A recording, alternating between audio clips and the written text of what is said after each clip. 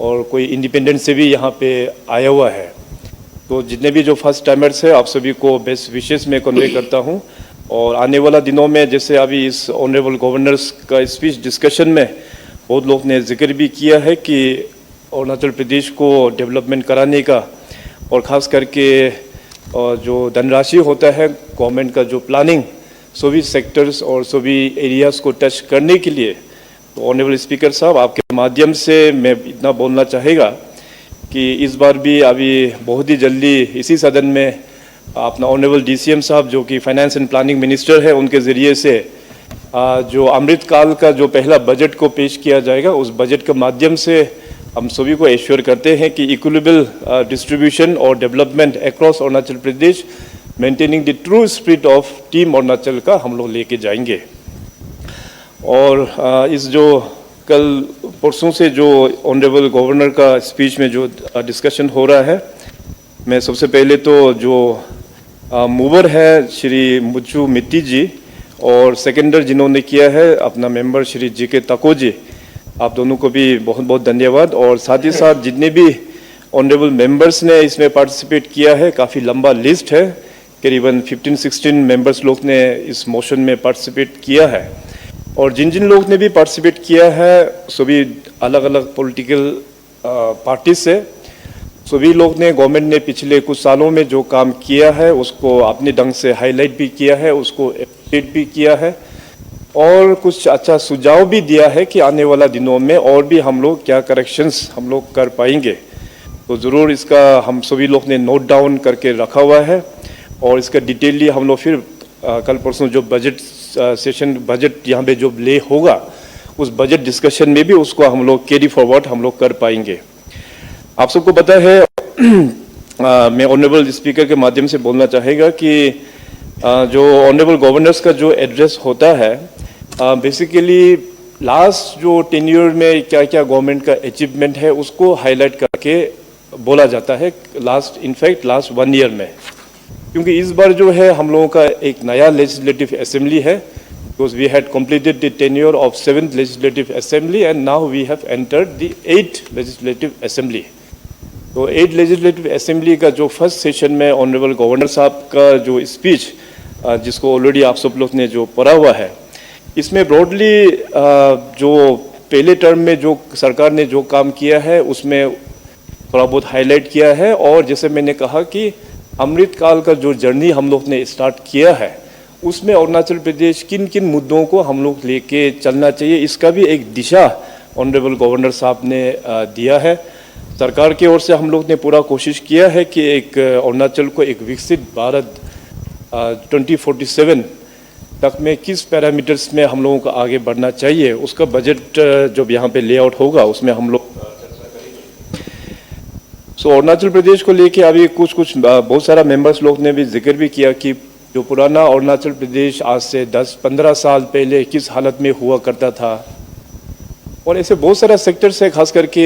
Infrastructure sectors में last 3-4 years back भी अगर देखा जाए तो उसमें भी अपना अरुणाचल का हालत किस प्रकार से था। तो इसमें अपना यूनियन गवर्नमेंट माननीय प्रधानमंत्री जी के आशीर्वाद के कारण से अरुणाचल प्रदेश में मेजर जो इंफ्रास्ट्रक्चर जो गैप्स है उसको हम लोग मीट अप कर पाया है। अभी भी और भी फ्यूचर में बहुत सारा प्रोजेक्ट्स को हम लोगों को अरुणाचल में इम्प्लीमेंट करना है, ताकि जो बेसिक जो बोटलनेक जो होता है वो अपना कम्युनिकेशन ही होता है। तो कम्युनिकेशन को अगर हम लोग सही ढंग से एड्रेस कर पाने से आने वाला दिनों में अरुणाचल जो है एक आत्मनिर्भर अरुणाचल के रूप में हम लोग उसको दिखा पाएंगे। पिछले कुछ सालों में जैसे मैंने मेंशन किया कि इंफ्रास्ट्रक्चर में काफ़ी प्रोग्रेस हुआ अरुणाचल प्रदेश में। Unfortunately once upon the time Arunachal Pradesh में जैसे मैंने कहा कि इंफ्रास्ट्रक्चर के नाम में ना के बराबर था। अभी हमसे पहले जस्ट अपना ऑनरेबल मेंबर तानिया सुक्की जी ने जो यहाँ पे बात रखा, क्योंकि वो अपर सुबनसिरी डिस्ट्रिक्ट से बिलोंग करते हैं और अपर सुबनसिरी से जब ईटानगर आना होता है तो करीबन 12-14 घंटा लग जाता था पुराना जो रोड का स्थिति में। अभी 3-4 साल से रोड का स्थिति काफ़ी इम्प्रूवमेंट हो गया है, तो अभी केवल सिर्फ 6 घंटा ही लग रहा बोल के उन्होंने बताया। और आने वाला दिनों में अभी वो प्रोजेक्ट कंप्लीट होने से और भी टाइम कम होगा। तो उस प्रकार से अरुणाचल का जो जियोग्राफिकली जो स्प्रेड है, अभी आप देखेंगे तो ईटानगर से खास करके जो ईस्टर्न अरुणाचल, जैसे अपना तिरप, चांगलांग, लोंगडिंग और अपना अंजाव डिस्ट्रिक्ट हो गया, इसके बाद अनिनी डिस्ट्रिक्ट हो गया, इवन अपना एक वक्त में तो इवन जो नामसाई, तेजू, रोइंग, वहाँ तक में भी जाने के लिए कम से कम मिनिमम 2 दिन, और अगर दूर दराज आपको अंजाव, जैसे मैंने मेंशन किया, अंजाव अनिनी जाना है तो 3-4 दिन, और लोंगडिंग तिरप तरफ जाना है तो 3 दिन लगता था। मैं भी मुख्यमंत्री बनने के बाद में मैं भी काफ़ी ये जो अपना ब्रह्मपुत्र जो नदी है उसमें गाड़ी को रख के फेरी में काफ़ी बार हमने भी क्रॉस किया, after becoming chief minister also. तो बाद में देखिए यूनियन गवर्नमेंट का जो फोकस रहा है नॉर्थ ईस्ट के ऊपर में, और ख़ास करके अरुणाचल का कनेक्टिविटी को सुधारने के लिए, तो उसमें अभी बहुत अच्छा काम हुआ है। आज यहाँ से ईटानगर से आप चाहे किसी भी डिस्ट्रिक्ट हेडक्वार्टर में बोलो, चंद घंटों का ही अभी डिस्टेंस हम लोगों का कवर करने से पहुँच जाता है। हम लोग का वेस्टर्न डिस्ट्रिक्ट में अगर देखा जाएगा तो वहाँ पे वेस्ट कामेंग में, तवांग में 3 टनल्स भी हम लोग ने बना दिया है, एंड इट इज़ हिस्टोरिक। ऐसे अरुणाचल हम लोग को भी पहले कल्पना भी नहीं किया, सोचा भी नहीं कि अपना अरुणाचल प्रदेश में इस तरह का टनलिंग जो है वो बनेगा। और एयरवेज में आप सबको पता है, बहुत लोग ने मेंशन भी किया कि अपना यहाँ पे पहले एयरपोर्ट भी नहीं था। अभी होलोंगी में हम लोगों का लास्ट ऑलमोस्ट 2 इयर्स लगभग होने जा रहा है, वहाँ पे एयर फैसिलिटी हम लोग ने शुरुआत कर दिया। माननीय प्रधानमंत्री जी ने 2000 शायद 19 में आके उन्होंने फाउंडेशन स्टोन, 3 साल बाद वो आके फूड गार्डन भी किया। और यही नहीं बल्कि एयरवेज को बढ़ाने के लिए, जैसे मैंने कहा कि अरुणाचल का जो अपना जोग्राफिकल जो स्प्रेडनेस जो है, ईस्टर्न अरुणाचल में देखिएगा जितने भी जो हमारा जो एडवांस लैंडिंग ग्राउंड जो डिफंग होके बैठा था, उन सारा एडवांस लैंडिंग ग्राउंड को आज पूरा अच्छा से बना दिया है, और तेजू एयरपोर्ट को नया जैसे बना दिया, वहाँ से फ्लाइट सर्विस शुरुआत हो गया, पासीघाट से शुरुआत हो गया। तो इस प्रकार से आने वाला दिनों में अभी मेचुका हो गया, इसके बाद टूटिंग हो गया, और जितने भी जो हमारा फार फ्लंग एरिया से इवन विजयनगर भी, तो जितने भी जो ALGs है हम लोग उसको आने वाला दिनों में उड़ान स्कीम का अंतर्गत में हो या अपना स्टेट का पॉलिसी का मुताबिक जो एयरपोर्ट जो एयरवेज में जो लोग बिजनेस जो रखते हैं उनके साथ में MOU करके हम लोग इसको फिक्स विंग जो एयरक्राफ्ट है का फैसिलिटी वो हम लोग पहुंचाएंगे। और आने वाला दिनों में देखिए, अभी NDA सरकार दिल्ली में आने के बाद 2014 में, तो अरुणाचल में सबसे पहला गिफ्ट अगर मिला है तो NDA सरकार के ओर से मिला है हम लोगों का रेलवे सेक्टर में। 2015 में माननीय प्रधानमंत्री जी यहाँ ईटानगर में आके पहला रेल कनेक्टिविटी नाहरलगुन को उन्होंने जुड़वाया है। इसके बाद हम लोगों का डायरेक्ट अभी rail service Naharlagun to Delhi भी हो गया, नाहरलगुन टू गुवाहाटी में इवन अपना शताब्दी एक्सप्रेस भी वहाँ पे हो गया, विस्ताडोम जो एक्सप्रेस है उसका भी हो गया। यहाँ से फर्दर फिर ईस्टर्न अरुणाचल डिब्रूगढ़ तिनसुकिया तक भी अभी सर्विस दे रहा है। अभी आने वाला दिनों में जितने भी जो फुटिल एरियाज है उसको भी रेलवे का कनेक्टिविटी का काम भी अभी चल रहा है। अभी फिलहाल तो पासीघाट का जो रेलवे लाइन है उसमें भी काम चल रहा है, और बहुत जल्दी वो काम कंप्लीट भी होगा।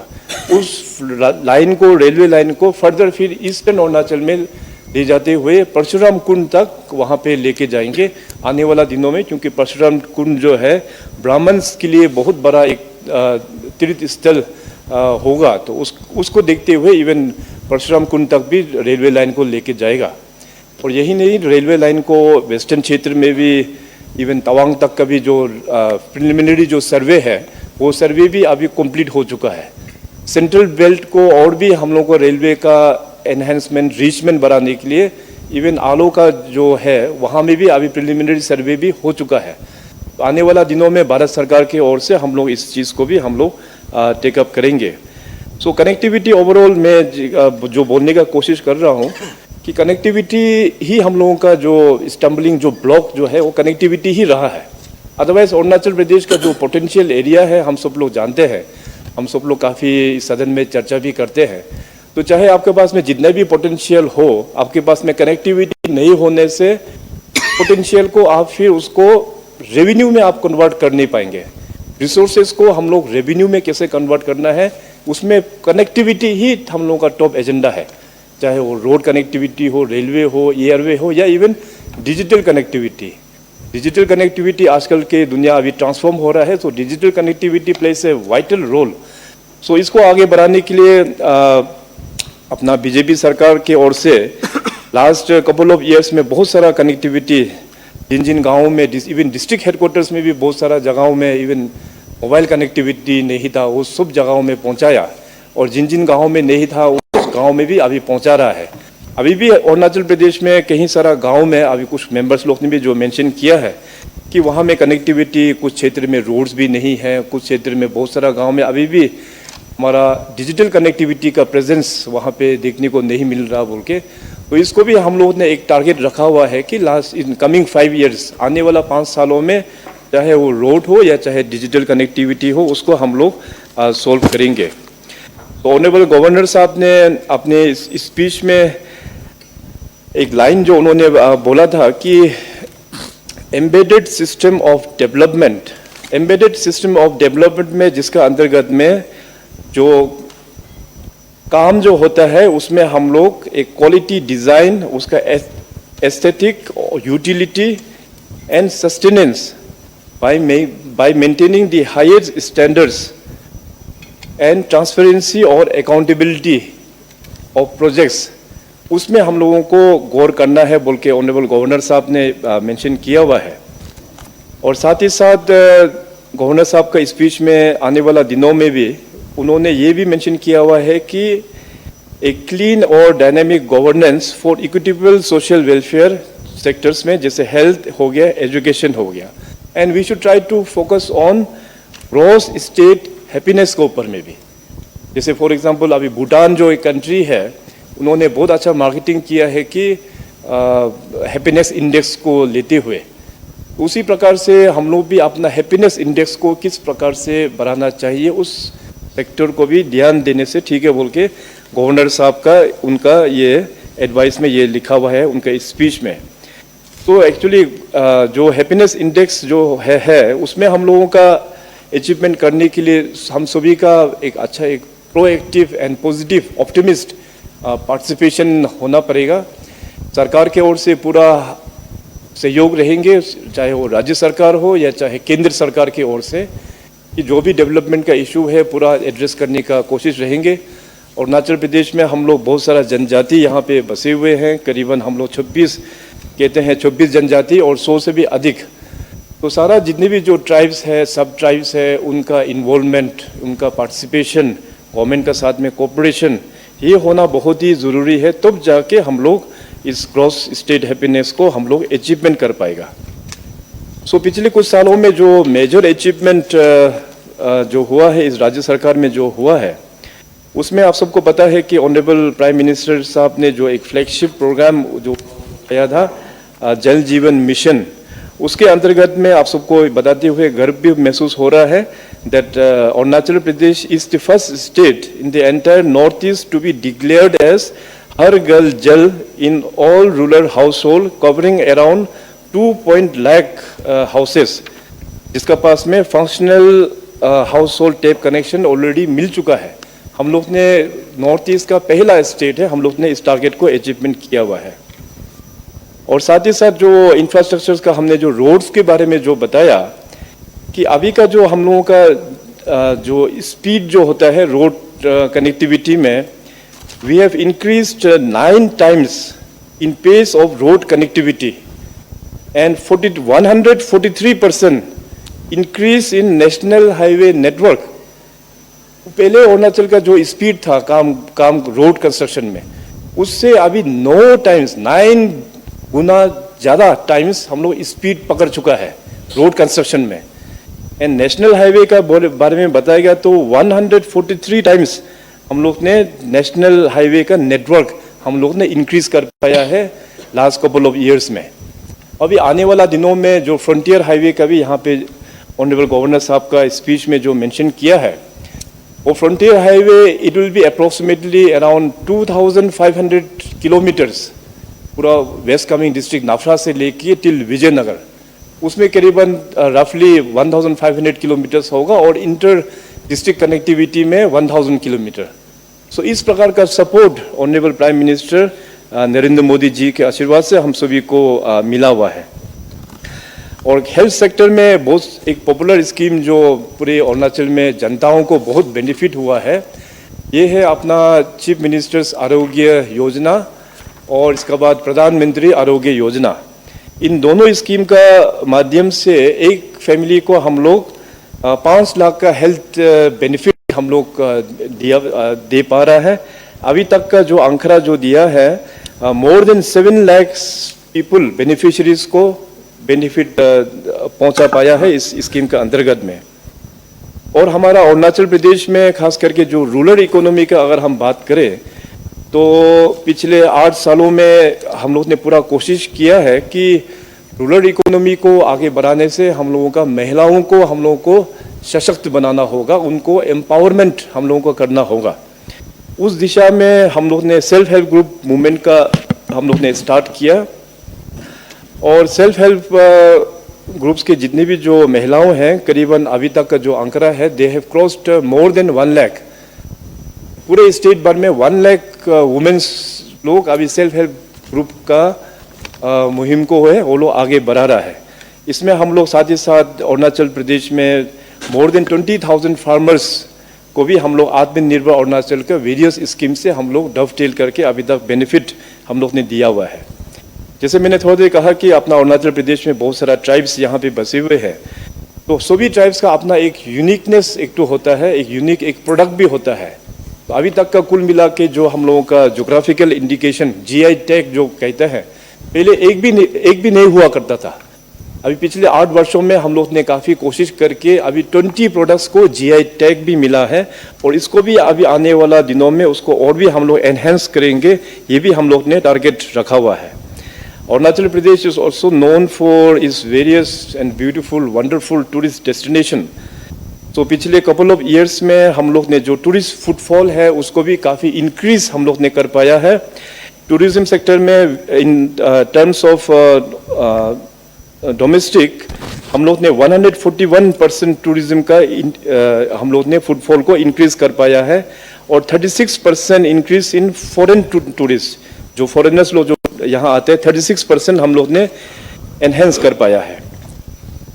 और ये सब जो स्टेट का जो भी डेवलपमेंट होता है वो डायरेक्टली हम लोगों का स्टेट का अपना बजट के ऊपर में काफ़ी निर्भर होता है कि आपका बजट कितना हिसाब से आगे बढ़ा पा रहा है। उस बजट के माध्यम से लोगों को जो बेनिफिट मिलता है उसका माध्यम से आप GSDP का ग्रोथ वहाँ जाके आप रिफ्लेक्ट कर पाता है। So Arunachal Pradesh in last couple of years हम लोग ने GSDP को भी 136% पर GSDP को हम लोग ने इंक्रीज कर पाया है और पर कैपिटा इनकम जो है वो करीबन 104% का एनहेंसमेंट हम लोग ने कर पाया है। स्टेट का जो बजट जो है वो आप सब लोग जानते हैं, कई सारा प्लेटफॉर्म्स में भी हमने जो मेंशन किया है। 2015 में हम लोगों का बजट साइज हुआ करता था करीबन 12,500 करोड़।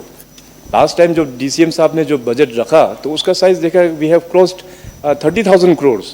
इस बार का बजट जो है और भी थोड़ा सा हम लोग स्केल अप इस बार ज़रूर होंगे। सो इस सारा कोशिश का कारण से, क्योंकि ऑनरेबल प्राइम मिनिस्टर साहब का जो उनका जो एडवाइस था कि रिफॉर्म, परफॉर्म एंड ट्रांसफॉर्म,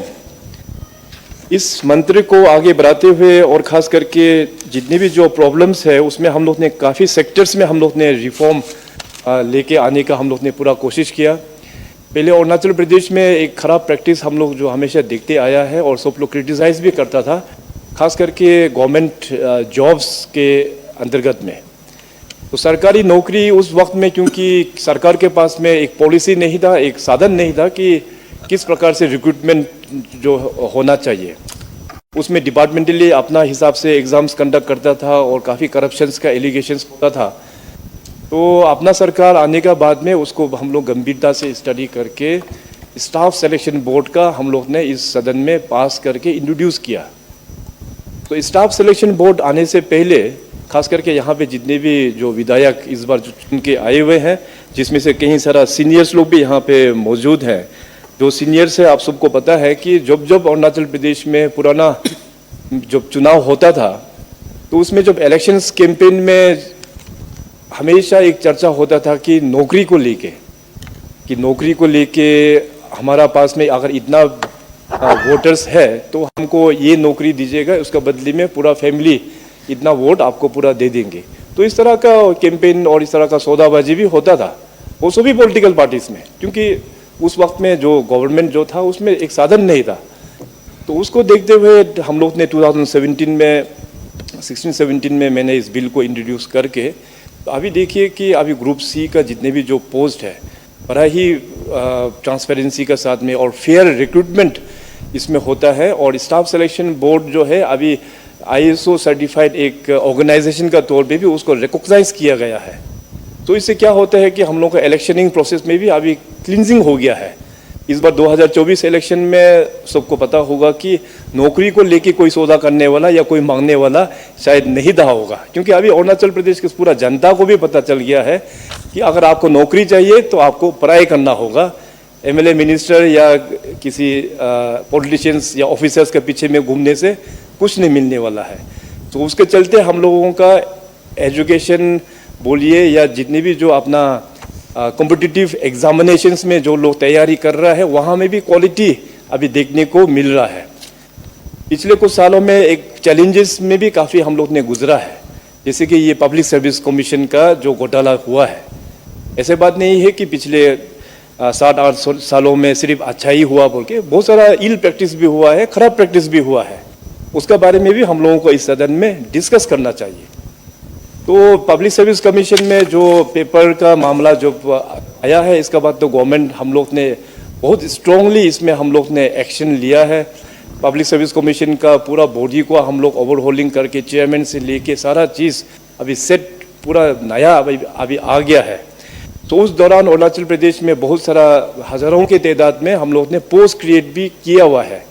तो अभी धीरे धीरे उसका रिक्रूटमेंट जो है वो प्रोसेस आगे बढ़ेंगे और पूरा उम्मीद है कि अभी जो नया जो टीम आया है पब्लिक सर्विस कमीशन में, अपने जितनी भी जो SOP है उसको अच्छा से वो लोग देख के वो लोग अच्छा से मेंटेन करते हुए इस रिक्रूटमेंट का प्रोसेस को आगे बढ़ेंगे। और साथ ही साथ एक बड़ा ट्रांसफॉर्मेशन हम लोग ने किया है कि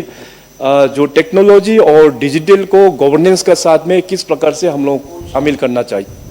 ऐसे बहुत सारा सेक्टर्स होता है कि प्रॉब्लम तो है, लेकिन उसको एड्रेस करने के लिए हम लोगों को टेक्नोलॉजी और डिजिटल का सहयोग लेना बहुत ही आवश्यक होता है।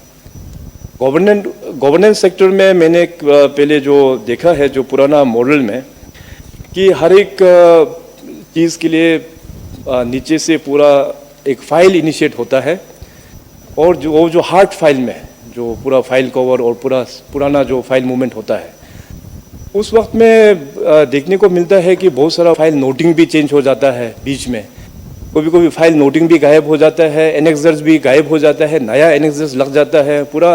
उसमें गड़बड़ हो जाता है फाइल में, हार्ड फाइल में। तो टेक्नोलॉजी को देखते हुए हम लोग ने डिसीजन लिया है कि इसको हम लोग चेंज करेंगे और E-फाइल सिस्टम को हम लोग इंट्रोड्यूस करेंगे। और E-फाइल इंट्रोड्यूस भी बहुत साल पहले ही हम लोग ने कर दिया है। आज अरुणाचल प्रदेश में पूरा सेक्रेटरीट E-फाइल हो चुका है, पूरा डायरेक्टरेट अभी E-फाइल सिस्टम में जा रहा है और बहुत सारा डिस्ट्रिक्ट्स भी अभी ऑलमोस्ट E-फाइल में अभी ऑन बोर्ड हो चुका है। सो इससे क्या होता है कि हम लोगों का ट्रांसपेरेंसी, अकाउंटेबिलिटी और करप्शन को हम लोग मिनिमाइज करने में बहुत हद तक हम लोग सफलता हुआ है। यही नहीं बल्कि जब मैं टेक्नोलॉजी का बात करता हूँ तो लास्ट टाइम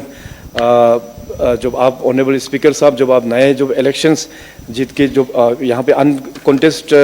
होके आप यहाँ पे स्पीकर आया था, तो वहाँ भी मैंने जिक्र किया कि इवन इस असेंबली में भी यहाँ पे ई-विधान का जो सिस्टम है, आज सभी मेंबर्स के सामने में जो यहाँ पे डेस्कटॉप जो लगा हुआ है वो भी एक पेपरलेस मॉडल के तौर पे हम लोग ने एक इनिशिएट कर पाया है। सो इस प्रकार से अभी टेक्नोलॉजी को और भी आने वाला दिनों में हम लोगों को उसको वेलकम करते हुए और भी रिफॉर्म्स हम लोगों को लेना होगा। गवर्नमेंट एम्प्लॉयज़ में हम लोग ने काफ़ी सारा चेंजेस ट्रेनिंग के माध्यम से कोशिश किया है। जो IAS एकेडमी होता है लवासना, वहाँ भी अपना स्टेट का जो ऑफिसर्स है, we are first in the country to introduce such model in the overall country में कि अपना यहाँ के पब्लिक स्टेट के जो ऑफिसर्स है वहाँ जाके IAS एकेडमी में जो ट्रेनिंग जो देना, उससे उन लोगों का ये आउटरीच और उन लोगों का कैपेबिलिटी में काफ़ी एनहेंस हुआ है। तो इस प्रकार से काफ़ी सारा रिफॉर्म्स हम लोग ने कोशिश किया है। और अभी इस बार का जो सरकार में, जैसे बहुत लोग ने भी मेंशन किया है और ऑनरेबल गवर्नर का स्पीच में भी मेंशन्ड है कि फर्स्ट डे ऑफ ऑफिस में सरकार की ओर से हमने chief minister social security scheme to widows, elderly and दिव्यांग्स लोगों के लिए 100 करोड़ का जो उनका सिक्योरिटी पेंशन है उसको हमने फर्स्ट फाइल के तौर पे उसको साइन किया हुआ है। और साथ ही साथ ऑनरेबल गवर्नर स्पीच में आप सब लोग ने देखा होगा कि आने वाला 100 डेज का जो टारगेट जो हम लोग ने दिया है ब्रॉडली, उसमें 24 पिलर्स को देखते हुए हम लोग ने एक ढांचा बनाया है,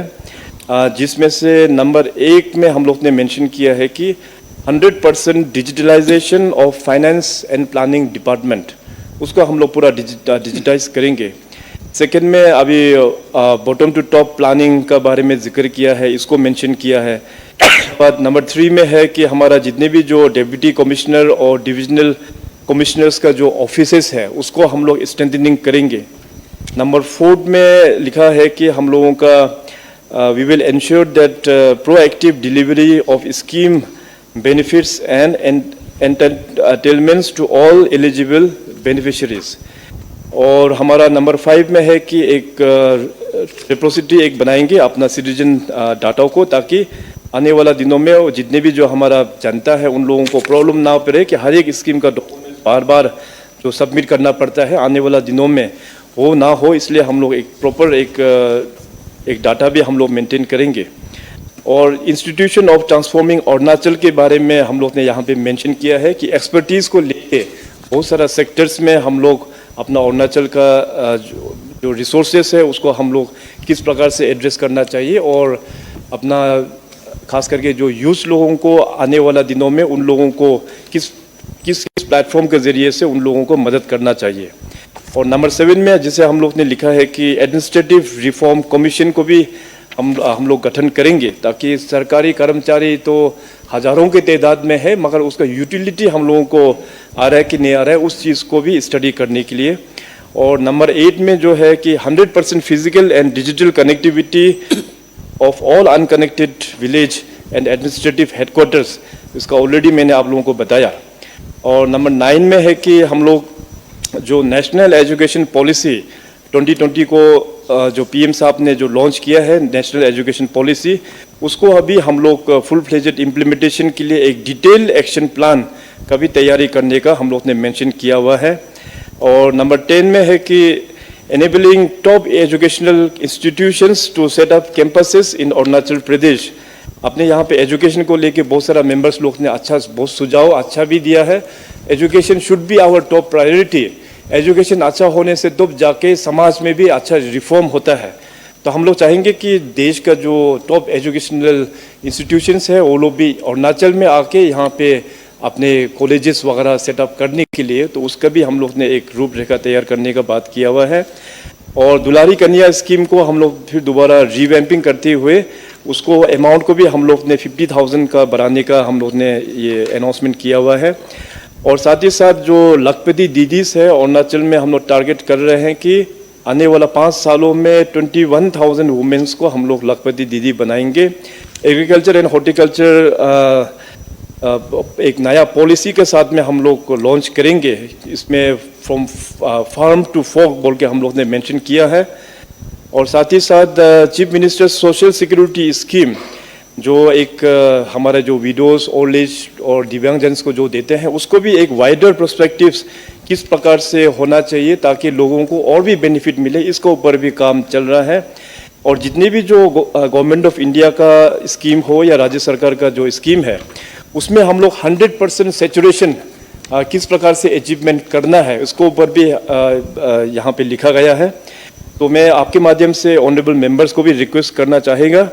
कि सरकार ने ऑलरेडी एक तो स्कीम चला रहा है सेवा आपके द्वार, उसका माध्यम से बेनिफिशियरीज को हम लोग वेरियस स्कीम के साथ में हम लोग कनेक्ट करवा रहे हैं। तो डिपार्टमेंट के साथ में already instructions has been pass to all ministers कि अपने अपने डिपार्टमेंट में जितनी भी जो फ्लैगशिप स्कीम्स है उसको अभी 100% सेचुरेशन का मोड में जाने के लिए तो सभी मेंबर्स को भी वही रिक्वेस्ट होगा कि आपने अपने कॉन्स्टिट्यूंसी और डिस्ट्रिक्ट में जो बेनिफिशियरी किसी को अगर बेनिफिट नहीं मिला है तो कंसर्न डिस्ट्रिक्ट के ऑफिसर्स को बोल के उस प्रॉब्लम को सॉल्व करने के लिए। और साथ ही साथ यहाँ पे अभी एक real time digital inventory of all public infrastructures in this state, specially schools, hospital, health care और आंगनवाड़ी केंद्र को लेके एक रियल टाइम डिजिटल इन्वेंटरी हम लोग बनाएंगे ताकि उसका ऑप्टिमल यूज हो अपना सिटीजन्स के लिए। और हम सब लोग जो जानते हैं कि अपना कैपिटल यहाँ पे ईटानगर में है और ईटानगर जो है अरुणाचल का एक चेहरा है, तो इसलिए हम लोग ने एक कदम लिया है कि to revisit the existing Itanagar Naharlagun twin capital city का जो मास्टर प्लान है उसको हम लोग इस साल रिविजिट करेंगे ताकि यहाँ पे जो भी मेस्ड अप सिचुएशन है, चाहे कॉलोनीज में कुछ प्रॉब्लम है, रोड ढंग का नहीं है, हमेशा प्रायोरिटी रहा है हमारा कि ईटानगर नाहरलगुन में जितने भी जो लिंक रोड है उसका अच्छा रोड देने के लिए। और भी यहाँ पे मास्टर प्लान हम लोगों को अभी उसको हम रिविजिट करेंगे तो उसका भी यहाँ पे हम लोग ने मेंशन किया हुआ है। और साथ ही साथ यहाँ पे हम लोग ने मेंशन किया है कि डिपार्टमेंट में जितनी भी जो एक्सिस्टिंग वैकेंसीज कई सारा है डिपार्टमेंट में, उसको हम लोग एनुअल एक कैलेंडर इवेंट के तौर पे भी हो, इसको रिक्रूटमेंट टाइमली होना चाहिए। और साथ ही साथ जो हमारा अनएम्प्लॉयमेंट के लिए जो हम लोग ने बात किया है, we are targeting around 25,000 plus youth को कि उन लोगों को आने वाला दिनों में employment through self employment opportunities हम लोग जनरेट करेंगे इन नेक्स्ट 5 सालों में, जिसमें से अपना जो स्किल डेवलपमेंट, एंटरप्रेन्योरशिप और एम्प्लॉयमेंट के माध्यम से युवा अरुणाचल प्रदेश का हम लोगों का बहुत पोटेंशियल एरिया है, वो अपना गवर्नमेंट की ओर से और भी किस प्लेटफॉर्म प्रोवाइड करना है और गवर्नमेंट की ओर से और क्या क्या सहयोग अपना अरुणाचल के युवाओं को के लिए चाहिए, उसके लिए एक इनोवेटिव यूथ पॉलिसी भी अभी तैयारी हो रहा है। पिछले कई सालों में स्पोर्ट्स के क्षेत्र में अरुणाचल प्रदेश ने बहुत अचीवमेंट किया है, चाहे वो नेशनल लेवल में हो या चाहे इंटरनेशनल लेवल में। अभी हम लोग टारगेट कर रहा है कि आने वाला जो ओलंपिक 2028 ओलंपिक एंड 2032 ओलंपिक, उसको टारगेट करते हुए एक Olympic Arunachal Olympic sports mission को भी हम लोग अभी ड्राफ्ट स्टेज में है, ताकि इसको विदिन 100 डेज में इसको भी हम लोग लॉन्च करेंगे और इसका पूरा फायदा अपना अरुणाचल प्रदेश का स्पोर्ट्स पर्सन्स को मिले। और साथ ही साथ जैसे अभी बहुत मेंबर्स लोग ने भी यहाँ जिक्र किया, रिसेंटली जो अपना इंडस्ट्री एंड कॉमर्स मिनिस्टर साहब यहाँ आके और जो बहुत अच्छा स्कीम माननीय प्रधानमंत्री जी ने इलेक्शन से पहले 9 मार्च 2024 को उन्नति स्कीम्स जो यहाँ पे लॉन्च किया है, उसका गाइडलाइंस जो है रिसेंटली लॉन्च किया है श्री पीयूष गोयल जी ऑनरेबल मिनिस्टर ने। तो उसमें उस उन्नति स्कीम्स को और भी हम लोगों तक प्रोपोगेट करना बहुत ही जरूरी है। तो ऑनरेबल स्पीकर साहब, आपके माध्यम से मैं पूरे मेंबर्स को रिक्वेस्ट करता हूँ, उन्नति का जो आप गूगल में जाइए, उन्नति स्कीम के बारे में मारिए, वहाँ में जो उनका डिटेल है उसको लोगों को बताइए। ये स्कीम जो है स्टार्टअप्स लोगों के लिए बहुत अच्छा है और एग्जिस्टिंग जो एंटरप्रेन्योर्स है, एग्जिस्टिंग जो इंडस्ट्रियलिस्ट है, उन लोगों के लिए ये स्कीम बहुत ही इम्पोर्टेंट है। आने वाला 10 साल तक ये स्कीम चलेगा और पूरे नॉर्थ ईस्ट के लिए करीबन 10,000 करोड़ का यहाँ पे फाइनेंशियल सबवेंशन यहाँ पे दिया हुआ है। अरुणाचल प्रदेश के लिए करीबन 900 करोड़ समथिंग का प्रोविजंस है। तो इसका बेनिफिट जो है हमारा अरुणाचल का युवा स्टार्टअप्स में जो लोग हैं उन लोगों को लेना चाहिए। सो उसको देखते हुए अरुणाचल में भी हम लोग एक नया अरुणाचल इंडस्ट्रियल पॉलिसी को भी हम लोग बहुत जल्दी अमेंडमेंट करेंगे। और अपने अपने ट्राइब्स का जो हम लोगों का हैंडलूम और हैंडीक्राफ्ट जो प्रोडक्ट्स है उसको भी बढ़ावा देने के लिए Arunachal Pradesh handloom and handicraft policy 1 tribe 1 web mission का भी पॉलिसी अभी बन रहा है। और साथ ही साथ अंत में जो टूरिज्म के क्षेत्र में और भी अरुणाचल को किस प्रकार से टूरिज्म में ग्रोथ होना चाहिए, तो डिपार्टमेंट टूरिज्म को भी ये निर्देश दिया है कि एक टूरिज्म पॉलिसी के तौर पे भी लेके आने के लिए विद इन दिस 100 डेज। तो कुल मिला के 24 जो पिलर्स मैंने जो मेंशन किया ब्रॉडली, इसको ऊपर में पूरा सरकार अलॉन्ग विद एक्सपर्ट्स पूरा काम कर रहा है। तो उम्मीद है कि ये जो पॉलिसी जब तैयार हो जाने के बाद में अरुणाचल को एक अच्छा एक रूपरेखा, एक गाइडिंग प्रिंसिपल एक मिलेगा, ताकि अरुणाचल को एक विकसित अरुणाचल बनाने में इसमें काफ़ी उनका कंट्रीब्यूशंस रहेंगे। तो ऑनरेबल स्पीकर साहब, मैं ज़्यादा नहीं बोलते हुए, वैसे थोड़ा लेट भी हो गया, और आप सभी को मैं धन्यवाद देते हुए जिन जिन मेंबर्स ने भी यहाँ पे पार्टिसिपेट किया, आप लोग ने सपोर्ट भी किया है ऑनरेबल गवर्नर्स का स्पीच को भी। और जैसे मैंने कहा कि जो जो एडवाइस आप लोग ने जो दिया है उसको हम लोग ने नोट डाउन भी कर दिया है। आने वाला दिनों में आप लोगों का एडवाइस जो दिया है कुछ फिजिबल होगा, जो फिजिबल है उसका माध्यम से सरकार उसमें गौर ज़रूर करेंगे। इतना कहते हुए और टीम अरुणाचल का स्पिरिट को मेंटेन करते हुए सबका साथ, सबका विकास और सबका विश्वास और सबका प्रयास is one of the most important component, I believe so. हम सब लोग अपना अपना प्रयास करने से डेफिनेटली हम लोगों का जो गोल है उसको हम लोग अचीवमेंट करेंगे।